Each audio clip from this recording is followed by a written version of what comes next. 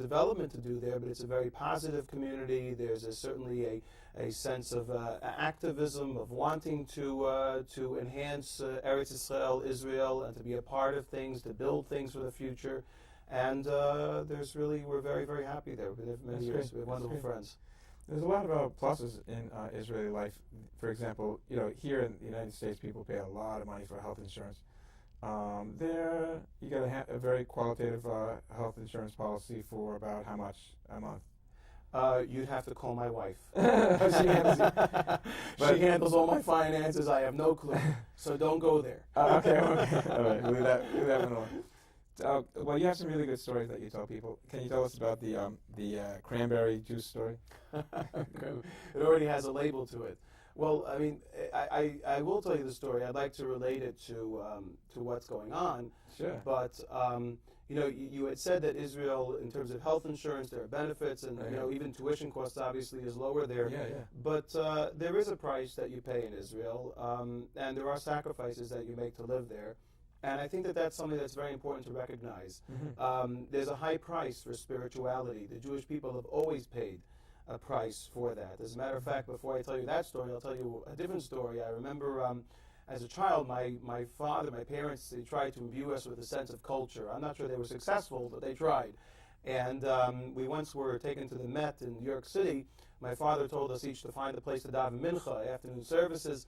So I guess I had sort of delusions of grandeur of Superman, and at the time they had these glass phone booths. Went into the phone booth, picked up the receiver, thinking that I was inconspicuous.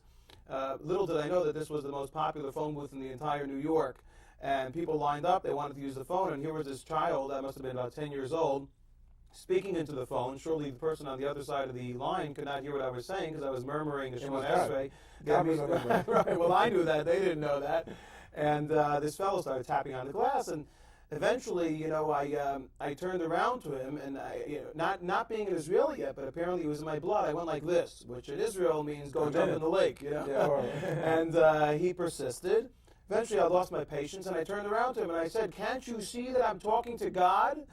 And this was not strange in New York, as it happens all the time, but I heard him murmur under his breath. As he turned away, he said, "Boy, that must be a very expensive phone call." Well, the Jewish people are used to paying a very expensive price, and we pay the price for being called the chosen people. But in Israel, it's not a long-distance call. Right, that's true. That's correct. 100%. 100%. We pay the price, but there are benefits to receive of being called the chosen people. So, as far as that story is concerned, I had been on an airplane, and I'll tell you the short version, but basically there was a lawyer sitting next to me, and she was listening wholeheartedly to the fellow next to her.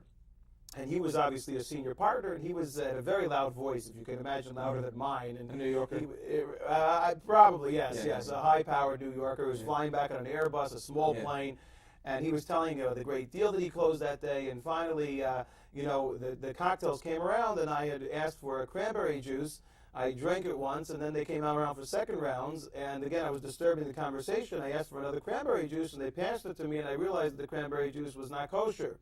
Uh-huh. So I like to say that this being the first transgression that I did in about 10 years, I was in shock. And I obviously wasn't going to drink the juice again, but I was contemplating, should I fake drink it? Because here I disturbed their conversation. Yes. So the girl all of a sudden turned to me without warning, and she said, you drank it once, you might as well drink it again. So I said, well, surely you'll agree with me that if I made one mistake, I shouldn't do it again. So I said, now that you interjected and joined the conversation, I said, I have a question for you. I said, do you really enjoy listening to what this fellow next to you has to say? And she said, well, I'll tell you the truth, I really don't enjoy it at all. But he's senior partner. I'd like to make senior partner one day, so I have to pretend like I'm enjoying the conversation. Uh-huh. So I said, what an existence. I mean, rabbis experience that all the time. So I said to her, what would you like to do out of life? Are you happy in life? And she said, you ask very difficult questions. So I said, well, I'm a rabbi. So she said, well, let me ask you, are you happy in life?